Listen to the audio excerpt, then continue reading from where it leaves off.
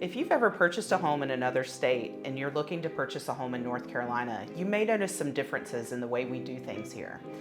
One thing is our offer to purchase and contract is 17 pages long.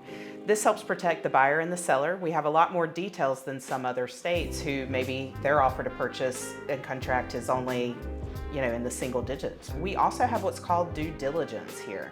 So that is a non-refundable fee that's paid directly to the seller by the buyer. And if the buyer terminates for any or no reason, the seller gets to keep those funds.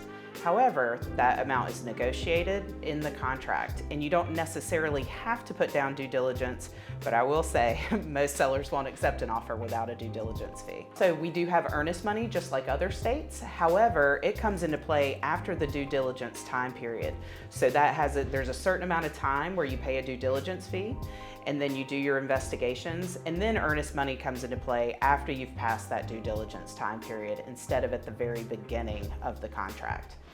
We also are what's called a buyer beware state, which means that the buyer has to do their investigations. A seller really doesn't have to disclose much of anything. Hopefully they will, so buyers feel more comfortable when they're putting in offers.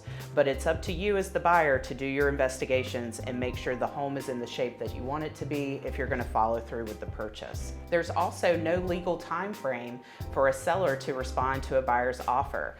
The way our contract is written, the buyer and seller can take as much time as they need to go back and forth until they can agree completely on a contract.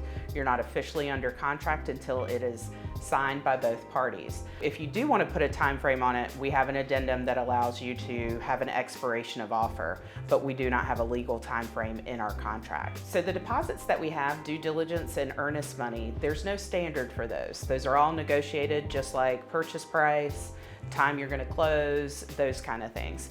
I know a lot of times people come from other states and they go, well, isn't the standard 5,000 or X or Y or Z, but that can all be negotiated depending on the property and the buyer's comfort level. We are also an attorney state, which means the transfer of real estate and property must be done by a real estate attorney. So it can't be done by your friend or somebody else down the street. It has to be somebody that is licensed as a real estate attorney in our state. So those are just a highlight of some of the differences of what it's like to purchase a home in North Carolina. So again, another great reason why you want an experienced real estate agent on your side working for you when you're purchasing a home in North Carolina. Whether or not you're purchasing it for your personal home or say you're an out-of-state investor, it's always good to have somebody that really knows the ins and outs of how each state works.